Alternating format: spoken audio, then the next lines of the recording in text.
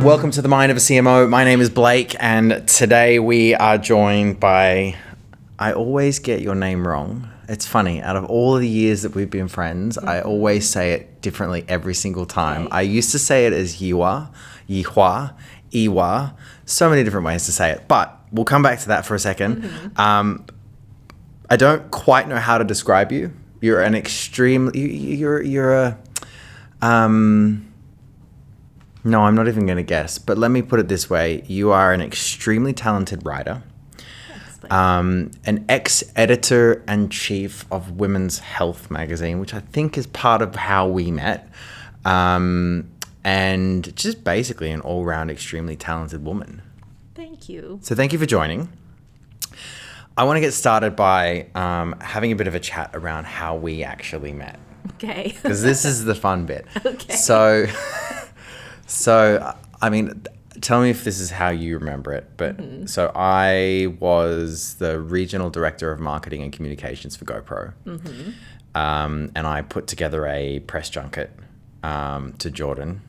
And you were one of the people that was recommended to get to come along on that trip. So obviously I invited you along. It was an interesting trip, wasn't it? Yes, it was. Did you enjoy it? I really did, but that's technically, we actually met before that.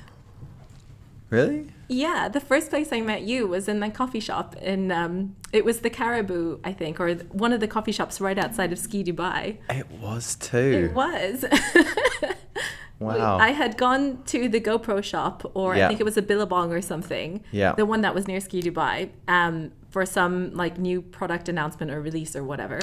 And that's right. Product launch. Yeah. Yep. And the mutual friend that we had, who was also working in marketing, was there. And she had said, come along, I think this product would be great for the magazine. And, you know, I want you to meet my friend Blake, but you were so busy, we didn't get a chance. And so after it was over, I went to have a coffee catch up with her. And then you stormed in, 6 foot of charisma, and were ranting. Probably vented about something. Ranting nonstop about something that someone had messed up, or and then a terrible date that you had been on or something that had frustrated you. And then it was just something, and then you just looked at me and sat down and then introduced yourself, and I'm like, okay, we're gonna be friends. Yeah It was that's when we met. Samantha. Yes, now I remember. It was really funny. So back to the Jordan trip, because it was there that, if I remember correctly, you met somebody important. Yes, Blake. I think I introduced you. You did. I did, that's right. I was really annoyed with you. Yeah, who would have thought that I would have been Cupid? You know? Well, I was really annoyed because when I met this person, I was like, oh, he's quite irritating. He's so loud. And you sat me next to him on the plane instead of next to you, and I was quite irritated. And then you forced me. But hey, I put you in business class, right? You did. I gave you business. I let go of business class for you. Okay. By the way, my eyes are watering. It's not because of this. That's fine. That's fine. It's just, you know. Yeah. Anyway, eye surgery. But yeah. And then at the end of the flight, we had just had this 3-hour conversation, and I was like, okay, this is special. And so yes, you were a good Cupid. I mean, at the beginning, aggression is a sign of affection, right? So, you know, you just kind of roll with it. So we went to Jordan, Petra, Amman, the Dead Sea, all of that stuff. That was probably one of the best trips I think I'd put together. And obviously from there, we've been sort of friends ever since. You continued with Women's Health for a short while after that, if I remember correctly. Yeah. And then we've kind of been friends on and off. But I'm very curious. Obviously, you had been with Women's Health for a while. What got you into writing? What got you into journalism and the whole sort of creation of stories and the storytelling process? It's funny. I think my journey to becoming a journalist was very similar to how I ended up becoming someone who's like trying to write books. Please ignore these tears coming out of my eyes. It's very emotional. Yeah, it's sort of strange. Like, it's one of those, in both cases, it's something that was right in front of me all along, and I had been doing it my whole life. I just didn't realize that I'd been doing it until I was already doing it, if that makes sense. Yeah, it does. So I had, I grew up with, I have a Taiwanese mom, I had an Arab dad. And, you know, with these cultural backgrounds, you grow up being told you should be a doctor, a lawyer, engineer. You know, the arts are respected and revered as something wonderful to be enjoyed. You know, they would want us to read books and listen to classical music, and they would take us to shows and plays. And I'm super grateful for all of that, you know, but when you mention it as something you'd like to do as a career, it's still considered just a hobby, or it was back then. I know things have changed quite a lot now, but this is when I was growing up. And so I remember telling my parents, like, I want to go to art school when I was still in high school. And they were like, no way, that's not happening. And then, so while I was in college, I was studying economics. And, you know, there's like a running joke among friends that the cliche is that Asians are good at maths. And when you go out to dinner with me, you should probably take the bill yourself, because I'm going to spend a very long time sitting there piddling away with my calculator, because numbers, not words, words, not numbers, you know, more of my forte. Good at my personal finances, everything else, numbers, please someone else take it. Yeah, but I got a degree in French literature and economics. And randomly, it was French because that was my sort of way to study that while justifying it to my family. Because if it was in English, it's like, well, you already speak English. Why do you need to do that? That's your first language. Yeah. If it was French, it's like, but it's another language, so it's worthy.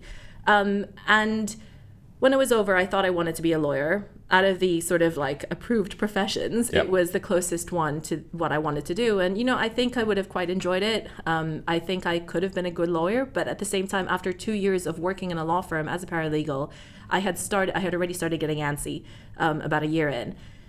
And this friend of mine had come around and said, listen, so my boyfriend, now her husband, all these years later, and they have a beautiful family, but at the time her boyfriend was starting this company had started this company with his friend. And it's a website where people mostly write reviews, and it's called Yelp. And they were looking for an intern, or she was looking for an intern, as she was going to head up the marketing and expand it in Boston. Was I interested? So I'm like, of course, like, you know, learn new things. That sounds cool. And she's amazing. And I just was like, well, whatever she's doing, it's going to be great to learn from her. And I learned about PR and marketing, started writing their newsletters, and it was always the writing that was my favorite part. And then I started doing some freelance writing on the side. And even when I was at the law firm, I mean, you know, you're working with important legal documents. One of the biggest things was making sure, and my boss at the time was extremely, you know, one of the lawyers, one of the partners, he was very, very strict about making sure there was not a single comma missing, not a single full stop that was out of place. And so that gave me that great foundation as well, in that unexpected context. And I realized that that's what I wanted to do. And then my father got really ill, and I knew that he didn't have very long left. And when I moved back to the UAE, I didn't really think about anything. I moved back to the UAE, and I planned to go get my master's degree in writing and comms and journalism. But before I could go off and do that, my father passed away. And so I wanted to stay near my family, and I thought, let me go get some work experience in this field first, and then I will go and do that. But I'm not going to give up on it. Well, that's not happened yet because I just ended up getting a job at a newspaper, did pretty well there, got another job at a publishing company, which is now one of the biggest media houses, you know, in the region. And then from there, just, it all skyrocketed from there. And then when I started, I realized it was something, it's sort of funny. I hate using this expression that sort of, it's as easy as riding a bike, or it comes back to you like riding a bike, because as you might remember, I don't know how to ride a bicycle. I learned how to ride a horse. I can ride an ATV, all sorts of things. Just never learned how to ride a bike. At this point, like looking back at your career, is there any style of publication that you would actually go back to?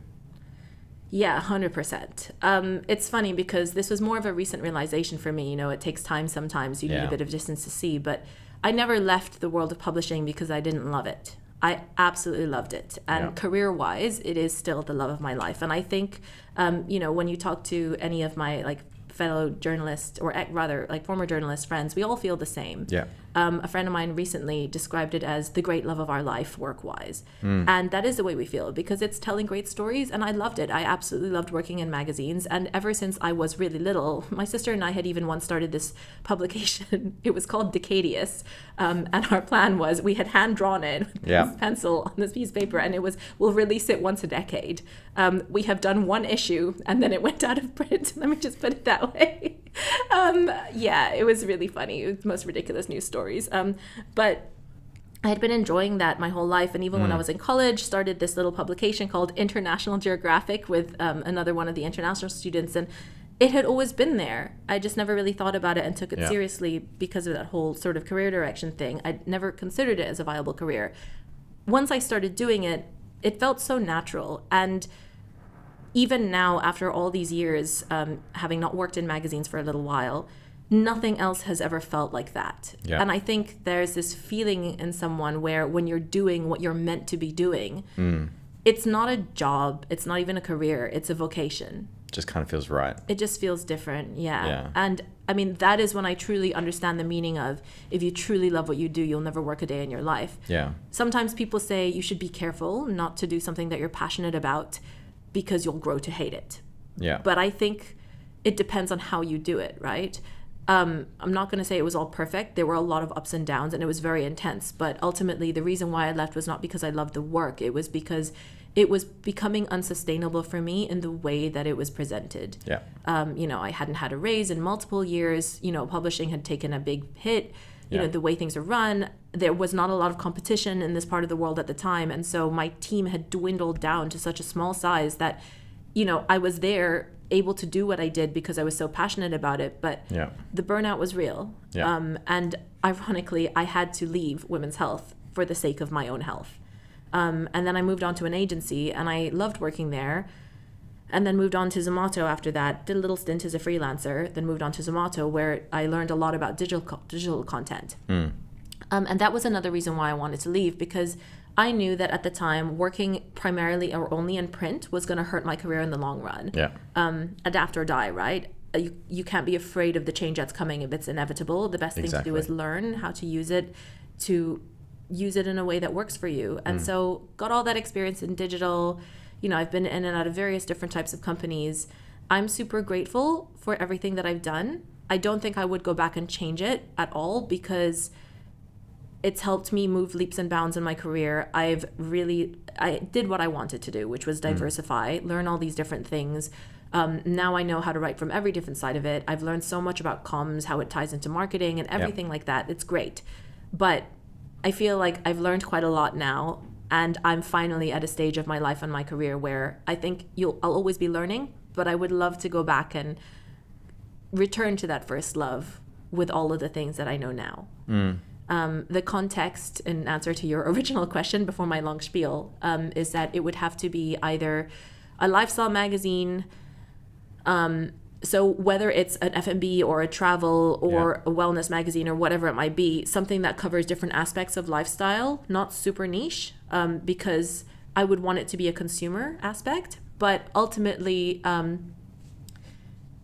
quality. That is the bottom line for me. I would want to work for the kind of publication, especially nowadays where people are pumping out content left, right, and center. I want to work for the kind of publication that offers real stories for people to get stuck into and read, because while a lot of people say no one reads anymore, everyone's got a 3-second attention span, I don't believe that's always the case. There are still people out there who like to sit down and actually read something real that's maybe not released as frequently, but offers like quality stories and goes a little more in depth and is beautifully written. And that is what I'd love to do. Do you think that type of publication exists in this region? Maybe one or two contexts. There are some great things I like to pick up and read, but to be honest, I do feel that it's missing. I'm sure there's publications where there's sort of sections of the publication that match to that. Yeah. But do you think that there's an entire piece of work as a singular publication instead of pieces of it, but an entire works? It may exist already. If it does, it will be a niche publication that will go out to a select set of people, which I am personally not aware of because I'm not in that receiving set. But it will be very catered to those interests, and I think that's the way publishing probably is going to go now. Be a little more niche. And at the end of the day, I do believe that while there's interest for it, it's the funding that's the big question mark, because the model for publications is so often just tied so heavily to the advertising. And nowadays, with everyone trying to get a piece of the pie with so many different types of media, it is quite challenging to find that. So perhaps in the context of being sponsored by a company that values that as part of their brand marketing, I think that's how it could survive. Okay. But, as something that's there to generate revenue through purely advertising, I think that's possibly why it hasn't been done. Yeah. Or at least not on a great scale. Hot topic at the moment. Artificial intelligence. What's The moment you said hot topic, I knew that's what you were Yeah, going to say. you knew exactly where I was heading. In terms of journalism, in terms of writing books, do you think that, two-part question, do you think that AI is going to be the downfall of quality writing? And also, do you think that it is a viable model for people to use within journalism?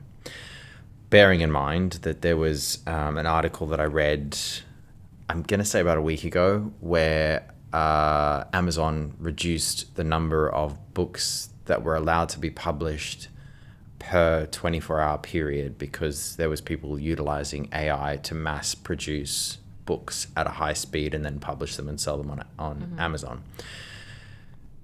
What do you think? So, I'm not going to say all AI is evil, get rid of it. There are uses for it. I can see that. Yep. One of the nice things that I've seen, or one of the lovely uses I've seen, is that I have a friend who English is not his first language. But now he primarily, for the past, 10 years or whatever, has communicated primarily in English. And is interested in being a better writer. And has used things like Grammarly before and whatever. And one of the things that he does is he'll write something, put it into ChatGPT, for example, and say, can you write this better for me?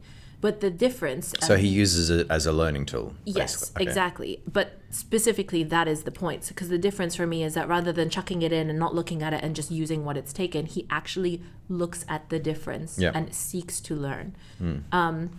So I think if someone is trying to think of AI, writing, tools and things like that as a replacement, it's not going to work at the end of the day, especially in certain contexts. If you're looking at it as an aid, then it can in certain contexts, not all. So, for example, as a journalist, one of the biggest things we do is research. I think the danger also is that it can make people lazy. If you think about when you used to drive somewhere before the invention of GPS, right? Yep. Now, and I catch myself doing this too sometimes, I will literally be driving down the road somewhere that is very nearby. It's not complicated or difficult for me to get to, and I'm going to just chuck it into Google Maps. Even if I kind of know where I'm going. It's kind of a safety net. If I'm doing it for the sake of traffic, then I understand. But it's like automated at this point, and it's because it makes us lazy. It's kind of, when you park. We're so busy looking at the camera, and the other day my camera wasn't working. I'm like, do I still know how to park, like reverse park? Thankfully I did. But I think sometimes technology is there to help us, but it's dangerous with whatever it might be when it takes away our ability to think properly and look after ourselves. And that is the part that always worries me about any kind of tech. I read an article a couple of weeks ago, and it's actually about a study done on, speaking of Google Maps, but it was done on taxi drivers, I'm going to say in New York, and it was a test about the prefrontal cortex, I'm going to say, in terms of memory, and the test was about how fast they learn, where the streets are, what the names are. And in taxi drivers, in comparison to the average person, their prefrontal cortex, I think that's right, but whichever part of the brain carries the memory, is actually biologically larger than what it is in the average person, because that's a muscle that they use on a regular basis within their job to remember the way the streets are and driving, so they don't actually use GPS. Which I thought was very, very interesting. But back to the AI thing for a moment. I find it very interesting how some entities are actually dealing with it. So as an example, I'm finishing my master's at the moment, and they are very, very strict on the usage of AI, and obviously testing the documentation and testing everything to make sure that obviously it's not run through AI. And then another entity was Forbes. So Forbes have contacted me to be a part of their communications council, which is a bit odd. But hey, I would say no. But one of the conditions that was in the information that was sent was that they clearly state that if you are submitting an article, that you need to submit the research evidence. They also test it as well to make sure that it's not written by AI, obviously, to quantify where it's come from and that you've actually done the work. Yeah. Do you think that that's the way forward for most entities like publishing houses and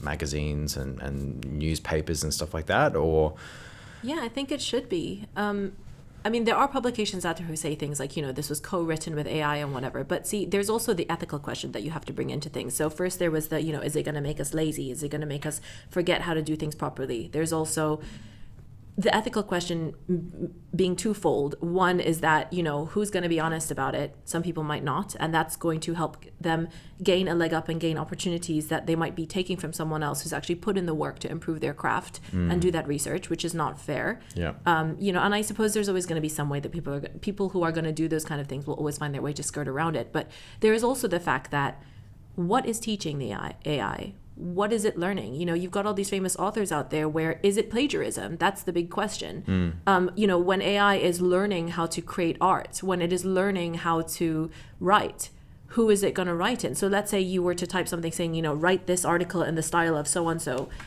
Is that fair? Is that ethical? Because the knowledge that it's taking, you could, some people have argued saying, it's the equivalent of if a human sat there and spent like 20 years, obsessively studying the writing style of one person, and then they learned how to emulate their style, whereas AI can spit it out faster. But that's the point.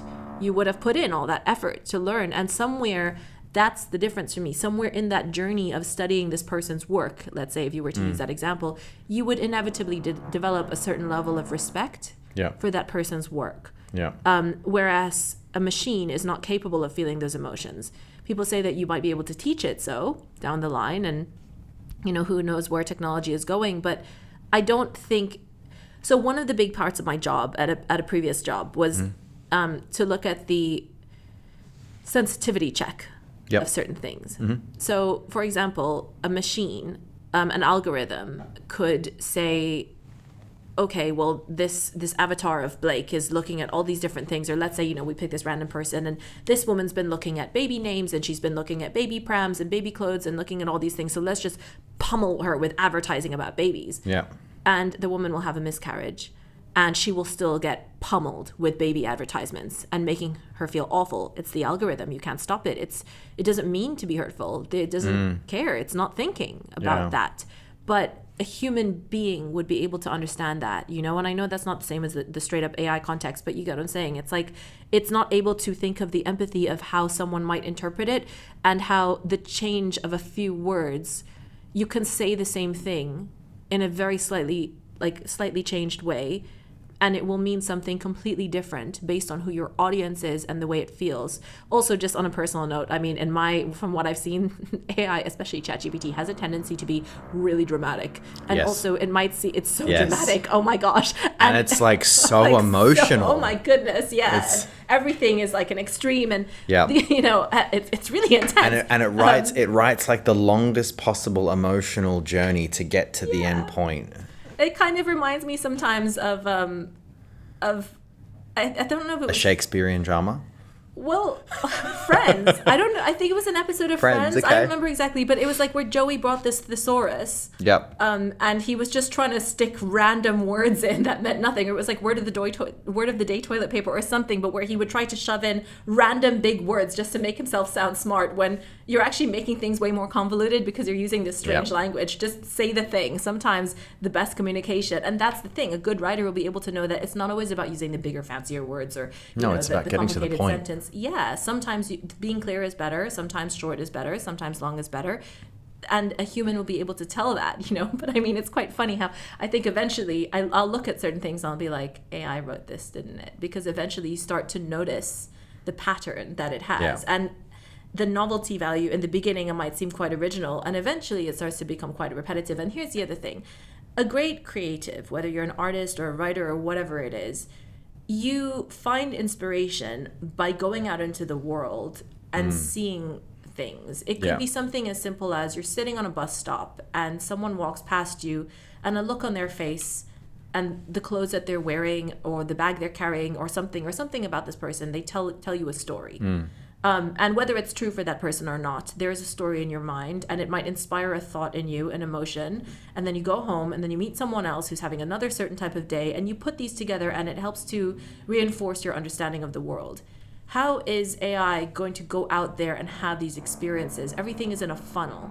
Yeah. So I think it can produce work, it can produce usable work, but whether it is great, the kind of things that move you, the stories that make you cry and weep and, feel things, I don't think it's going to ever be capable of doing that, because the thing that makes these stories beautiful is the fact that they are human. Yeah. And that they are so relatable. And there are certain things that are just so deeply human that you can't explain why, when you see them, such a simple thing can make you feel so seen and so heard. But you know that every human being in the world, well, not every single one, but the majority, let's say, will look at them, this thing, and without a word, even if you don't speak the same language or, you come from totally different backgrounds, you might feel the same thing. And I don't think a machine is able to do that, or will be. And also, on a side note, the creator of Black Mirror, apparently, I read somewhere that he had tried to write a few episodes using AI just for the fun of it to see what it would look like, and he couldn't use it because he said it was so unbearably bad that he had to scrap that idea. It would have been a cool marketing tool, like, new season of Black Mirror, one episode's written actually by AI, and couldn't do it because it just was crap. So I thought that was interesting. I want to pivot back to something that you said, and you actually brought up social media. And I know that neither of us are necessarily fans of social media. But one thing that I've kind of noticed is obviously the detriment of AI utilized through social media in terms of our youth. Okay. Do you think, from the context of a writer, from the context of your experience within the communication field, do you think that there is going to be a pivot away from social media usage for the youth? You mean social media or AI? Social media specifically. So social media connect. So the obviously the algorithms that show you what you want to see, leverage through AI, but specifically as a youth through the lens of social media, and the imprint and the detriment that is happening through that imprint to them. Okay. So I read this. Big question. I read this thing that said, interestingly, a lot of the younger generation, they're like seeking out a lot more like sort of offline tech, like old school things. And it's funny because our generation is the one that's all like, oh my gosh, give me all the new cool things. And that younger generation is kind of eschewing it to an extent. However, let's not forget that generation is also one that thrives on novelty value. Unfortunately, I don't think social media is ever going to leave our lives, but that is not necessarily unfortunate because there are a lot of wonderful things about social media. And it's actually, funnily enough, like Black Mirror is one of my, favorite shows. And that's precisely the point. It's what that show is trying to tell us, which is technology is not evil. It's not the tech that's inherently evil. It's the way we choose to use it. That is the dangerous part. And that is down to human choices. And so when it comes to social media, it's not the machines that are like, grabbing your face in the morning and forcing you to scroll. It's us. We are the ones doing it. And I think a mass societal shift is going to have to take place in order for that to happen. But it will start from people having to make individual choices. And so, for example, my relationship with social media is that I, loved it, was obsessed with it, got too attached to it because of my job, because I had to, started to resent it, didn't want to have anything to do with it. Then now I finally found a healthy medium where I have discovered so many wonderful things, met some great people, enhanced relationships with people I'd met in real life through social media. It's a great way of staying in touch. There are so many wonderful things about it. The part where it causes my detriment is when it starts to become a temptation for procrastination, starts to make me feel bad about myself. And the thing is, when it comes to our diets, and you will audit yourself, it's not, you're well aware, I mean, most people anyway, are well aware of the idea that if you're gonna have, like, you know, I don't know, a double cheeseburger for every meal of every day, you're gonna start feeling pretty sick after a while. So you should probably only have it once in a while. We don't think of social media that way. But the choc chip cookies that I always see on social media that are stuffed with cream on the inside and the Lotus biscuits on top, and they're basically eating those? They're basically a cake unto themselves. You think people are eating those, or Probably they're just taking not. a picture and chucking it, which thus creates food waste, which is also really horrible, you know? But I mean, and it's a whole thing. And this is the side of it that kind of grosses me out, because the whole good side of it is getting buried by this. Yes. You know, and all the drama and these silly people doing all these pranks, and you know, there's humor, and then there's people doing really stupid things that are hurtful to others. And it's the part of social media that disturbs me is it's the addiction aspect. And you know, I think most people by now have read about this idea that every time you like get a like, it's that hit of dopamine that's equivalent to taking, like, I don't know, drugs or whatever.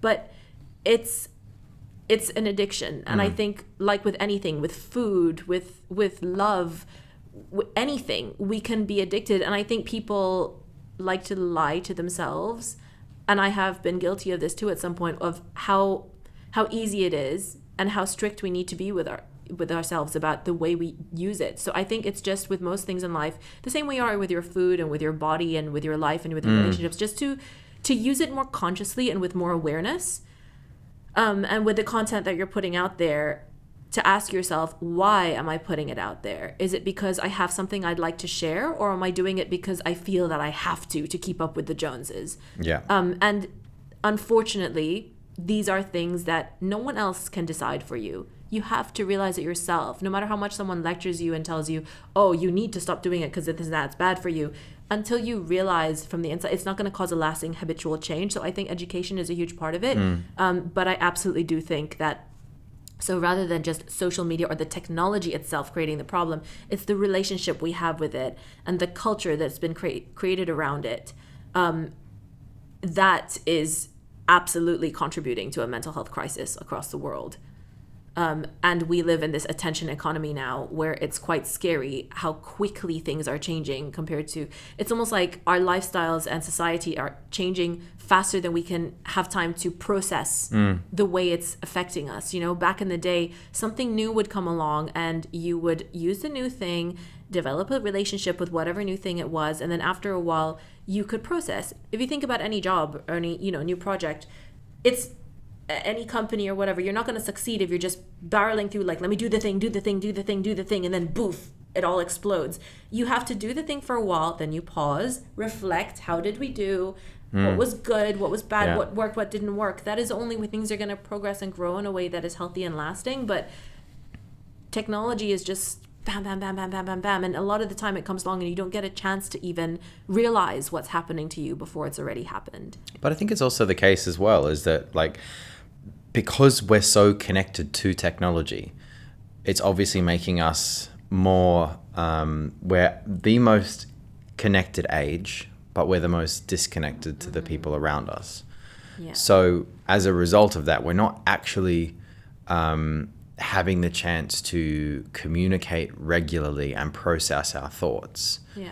I mean, I'll be honest, I used to be a very bad stickler for that. I mean, I get therapy. I think therapy is amazing. Same. I vouch for it every week, every 2 weeks. But it's about relearning how to communicate and how to articulate without the backing and the distraction of social media. I was going somewhere with that. There was a point to that statement. Whilst I'm coming back to that, I do want to divert for a second. I'm going to ruminate on that and we'll come back to that. I want to go back to, I made a comment at the very beginning that you're an author. What made you decide to sit down and write your books? I know that we've spoken about this. I remember back when we were in Jordan that you made the comment about it. I think it's kind of always been there. You're now I'm going to say multi-award winner. Oh, thanks, Blake. Which I'm secretly very proud of you. Thank you. But tell me about what got you into actually finally writing the book, the first one. Okay. Ripping that Band-Aid off. Oh, this sounds like such a cringy cliche. I love a good cliche. Oh, it's so cliche. I had a dream, and it was such a vivid scene that I woke up and I had to write it down. And I grabbed my phone and I opened up my notes and I just started typing. It was like 3:00 in the morning or something, and just bam, bam, bam, bam, bam. And I was like, oh, this book that I've always wanted to write. There it is. That's the prologue. It's no longer the prologue, by the way, just for the record. We'll talk about that in a minute. Okay. But back then, that was the start of it. Yeah. And that scene no longer belongs in this book at all, but it will always be so vivid for me. It was real. But it was the catalyst. It was there. Yeah. And this story idea had been knocking around. I think first got it more than 10 years ago. And I had grown up reading. I always loved books. And it was my world to escape into when life got hard. I think, one of the reasons why I love sci-fi and fantasy specifically, but any stories about these great heroes and stuff, is because actually, so I've got this blog that I write a post on maybe once every 2 months, and I don't think anyone reads it. I've got one subscriber, my brother, love my brother. But I had written this post that explains it quite well, which is that to me, science fiction is philosophy. In the sense that it allows us to explore all of the issues of our world on a blank slate. Yeah. Without the prejudices that we might have for the existing sort of societies that we have. And it's taught me a lot about life. It's a really interesting way to look at it. Thank you. But I mean, that's the thing. When I was growing up, a lot of the things I started realizing these parallels in a lot of these things I'm watching. I'm like, this is exactly like this, and this is exactly like that. And the feelings and the emotions and the way these people behave are the same. And it opened my mind to be more open-minded and more tolerant about a lot of things that I may have carried prejudices about. And it's one of the things I love about it. And I feel like that is how I learned about the world. The UAE was very different back then. And I'm this kid growing up in Sharjah, not even Dubai back then, before we had moved to Dubai. And I just remember, it's funny, I don't know if the book is allowed in the UAE or it's just out of print. It's really hard to get a copy of it in any case all over the world. But there's a book called Junk by Melvin Burgess. I don't know how to say his name properly. And I think in the US it was called Smack or something. So I think that should give you a hint as to what it's about. And I was in my school library in year 9, and the librarian, bless them, suggested I read this book because I was talking to her about what I liked, and she had seen the sort of books I liked. And that book blew my world open. It was about these 2 young girls who were living in a council house in the UK, and they became addicts. And it was a chance to see a completely different life. Of course, it's fiction, yes. And in some ways, so this book apparently was like the very first mass YA novel, so which I never realized until now, But whatever he did, it was brilliant. And it's, just a chance to see the world through someone else's eyes. And I loved it. And I always thought, wow, imagine if I could tell one of those stories someday. Yeah. And I always knew I wanted to write words and storytell somehow, or tell stories rather, but storytell in that context, the correct use, who knows? I am a writer, I swear. But I do words. I promise.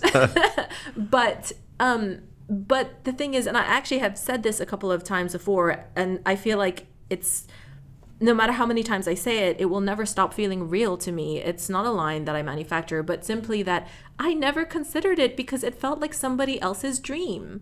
It was a dream that I wasn't allowed to have for myself because real authors, people who could become magazine editors and writers of books and things, they grew up in the Western world, You'd find them in the UK and the US or somewhere else. Like, you will not find them in Sharjah in the UAE or even Dubai once we moved. It was like, and when I was growing up, it's like you wanted to buy lip smackers, you'd order them through your Tiger Beat magazine order form, and I'd put in my cash, dollars that I got from my parents and be like, yay, I got something from America, and will it arrive 3 months later? And it was this magical land, and how the world has changed now because Dubai is, the center of so many wonderful things, or the UAE rather. But back then, the place I grew up doesn't exist anymore, you know, in that sense. It was a quiet little fishing village, essentially, you know, and this little desert town. And for someone who grew up in that world, it's been incredible seeing the changes that this place like has gone through. And I will never cease to be amazed by it and feeling immense gratitude, because without the boldness and the courage of the things that this country has gone through, I would never have the chance to evolve with the opportunities that I've had. And I feel like the city has grown up alongside me, and I know that many of the people I grew up with feel the same. Yeah. But that is why I never thought about writing a book, even though I had always wanted to deep down, because I never allowed myself to consider it, because I just thought, but that's not what we do. You know, we can't do those things, so why even think about it? And and then I had that dream, and it was funny because even then I started writing it, but I never thought about going for traditional publishing. And I don't mean this disrespectfully to self-published authors whatsoever. It's a whole different ballgame. I have a lot of admiration for them. But my first instinct was, I don't know anything about the traditional publishing world. It's so terrifying. And I knew that it didn't exist in this part of the world, really.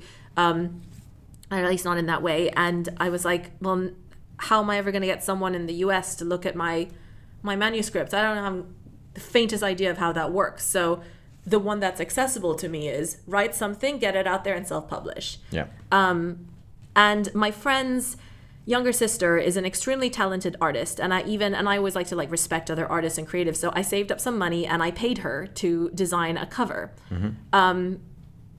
I won't be able to use it now that I'm going down the traditional publishing route. It's a beautiful piece of art that I legally own, and for the past 5 years, it has been the world's most expensive screensaver ever since I could afford to. And I don't regret it, because seeing it on the back of my phone screen has kept me motivated always, you know, to keep going with it. So it was worth it in that sense, and also to support a talented artist.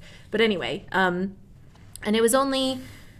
I went through a really hard time. I had a I kept working on this book, and that was the goal. And then in 2020, one of my closest friends passed away, and it absolutely devastated me in multiple ways. He was a very avid reader, a true lover of books, and we used to love to sit and talk about things. And I promised him that I would finish this book and make it the very best it could be, and it will be dedicated to him. And I'm really sad that he never will get to read it. I know that somewhere out there he will hopefully feel it somehow, if other dimensions exist in the way I would like them to. But I was absolutely devastated, and I went through a lot of really hard things personally. And obviously, look, I know 2020 was a really rough year for a lot of people in many ways. It was one of the lowest points of my life, for so much more than just the COVID and lockdown catalyst. It started just before that for me. And sometimes hitting rock bottom also means that you have nothing to lose. And okay, I can't believe I'm going to say this because it's kind of embarrassing, but give it another cliche. Come on. No, this is just, it's weird. I'm only saying this because it's you, but so you know how people say, think of something that inspires you when you're struggling, and like, you know, this inspiring person or this amazing person who's done something brilliant in their lives, and that is what gets you going and motivates you. You know, whenever I feel like I'm hitting rock bottom or I'm struggling with something and I can't force myself to do it, sorry, can't believe I'm going to say this. The scene that always comes to mind is, you know, you're laughing at me already, I haven't even said it yet. In one of the Star Wars movies. Yep. Before Anakin becomes Darth Vader. Yep. Yes, I am a nerd. When he's like been burnt to a crisp, and Obi-Wan and he have battles, and he's just like fueled by nothing but his seething hatred. He is nothing more than a torso and one arm. Yep. And that resilient bastard uses his one arm to crawl his one torso up that mountain so that he can go through the very painful process of becoming Vader and thus rule the world and go through the whole glory of Star Wars, right?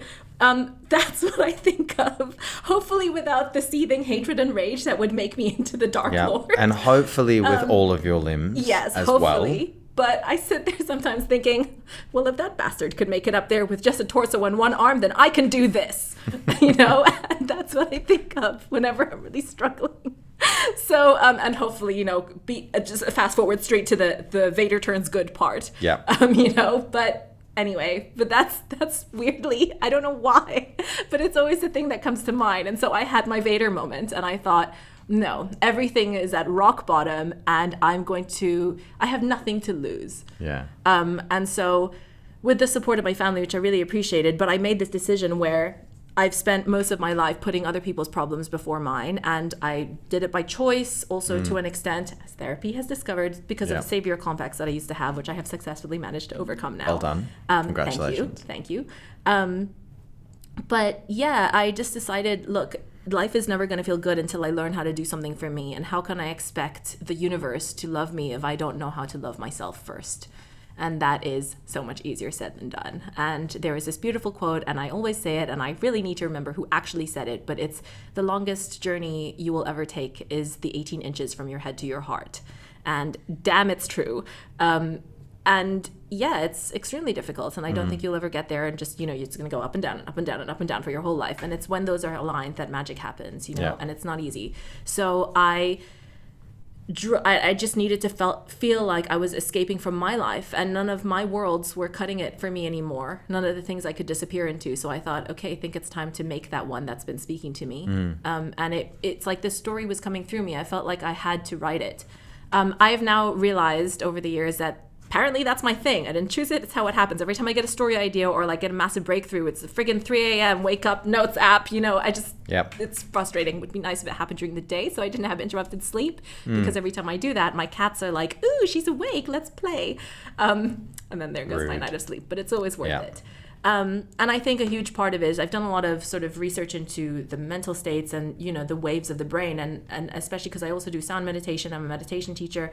It's the theta waves that you have while you're asleep. And it's on a scientific level, it allows that creativity to come through. I'm not bogged down with my to-do list and all the things I'm worried about and giving me anxiety. That is when my mind, if you think of it as a computer, it's when it sorts out all the files and it can see clearly, and so it makes sense of why that happens.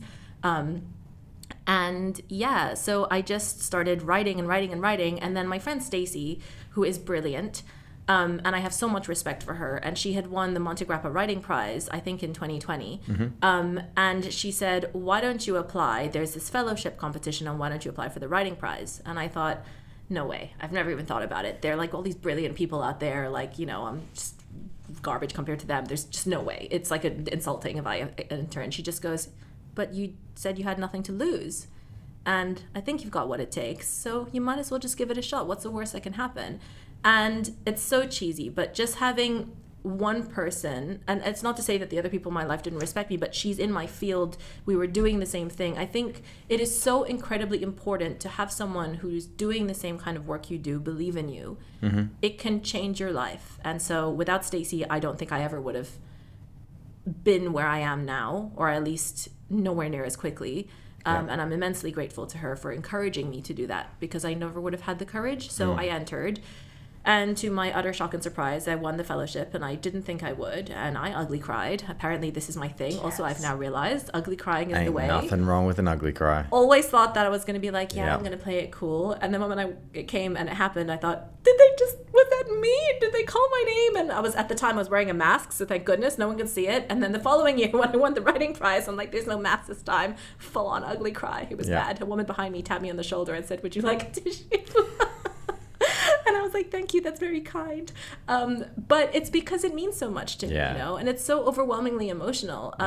And because the statistics tell you how rare it is to be able to make it. And I'm still not there yet. I'm still not yet a published author. I don't have an agent yet. I'm working on it. But, and I could have submitted it for queries, but I don't feel it's ready yet. And I could tinker with it forever. But I think the moment will come where I read it and I love this story. I mean, I love the story, don't get me wrong. But when I read it and I love the way I'm telling this story, and in my gut it tells me this is time and it's right. And I've always trusted my gut. And this final version that I'm on now, I say final before querying. It will never be the last one. This is the one, and this is the one I'll query. And it's taken me years to get here. It's been frustrating because I wish I could have done it sooner, but I've learned the hard way. You can't rush the process. Let's see if it pays off. I hope someone loves it. And then the process takes so long because now, so I won that fellowship award in 2022, and I'm super grateful to the Emirates Literature Foundation has just transformed the face of the publishing industry in the UAE and what, like, you know, books and writers can do here. And without them, I mean, I think, again, a lot of us would not be able to dream that it's possible. So I'm super grateful, just from a couple of incredible women who believed in it, started this thing. And that mentorship, it's taught me so much about the craft of writing. And everything I thought I knew about, you know, maybe I'm good at my job, I have grown immensely, not just as an author writing books, but it's helped me in my career, you know, as a day job writer as well. And then I started working on the second book and entered that again thinking, there's no way this is going to happen. And it did. And then I won that one too. And so it's been amazing, and I'm so grateful for it. But now that also comes with its unique kind of pressure. A lot of people who are not in the publishing industry are like, well, where's your book? And they don't mean any harm. You know, they're like, you know, and you feel like a failure because you're like, well, I won that prize 2 years ago and, you know, still tinkering away at it. But if you think about it, I have a full-time job. I work with words. I'm exhausted when I get home. I'm going to do my laundry and, you know, try and make it to the gym sometimes. And, you know, I used to be super in shape, and I've had to make a lot of sacrifices because I used to like training in the morning, and my brain is most fresh in the morning. That's when I write best. So I have to choose, do I want to write or do I want to train? And I've had to sacrifice because I can't make more of that time. At the end of the day, there's only so much I can do. I scrape as much as I can. I will get up really early, go sit in, you know, the office and write before work. Weekends, strictly, I'm in a co-working space every weekend. It's just worth it, but it's not always easy.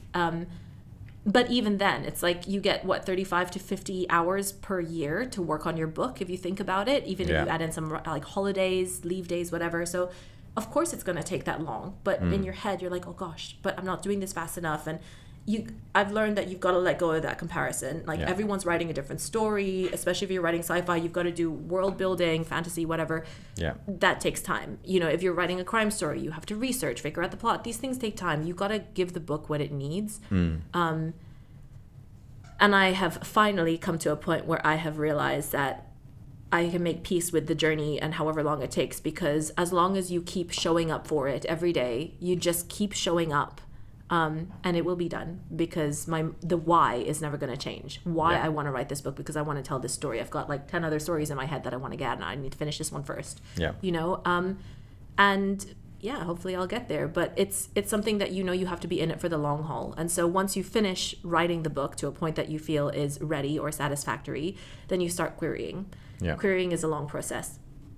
Could take anything from 3 months to 3 years, maybe longer. You just don't know, right? It's very hard to get agents are super busy. They get thousands of pitches per day.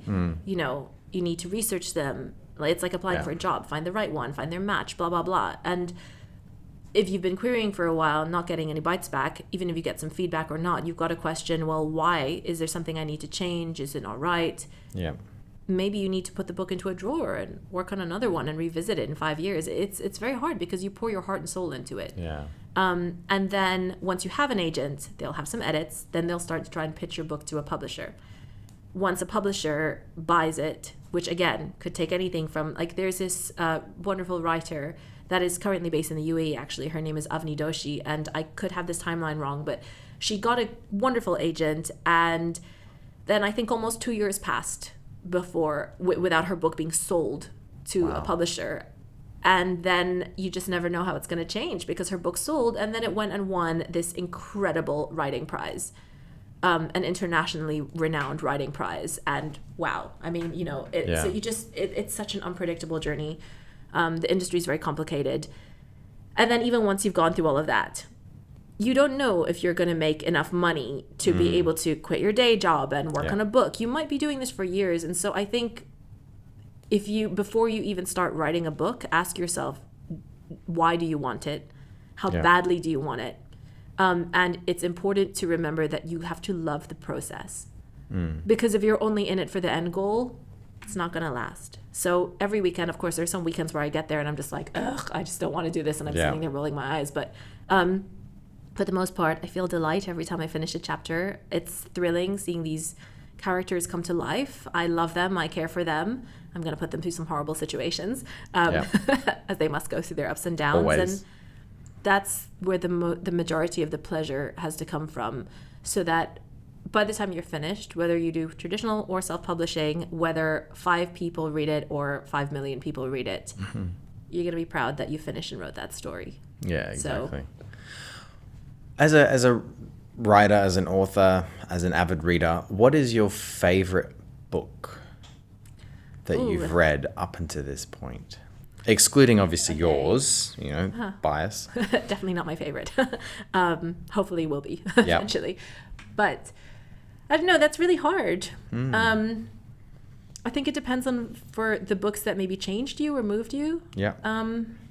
Well, like I said, Junk was a big one for me. I wouldn't necessarily call it my favorite book. I love the Harry Potter series. Yeah. So felt myself and saw myself reflected a lot in Harry in many ways.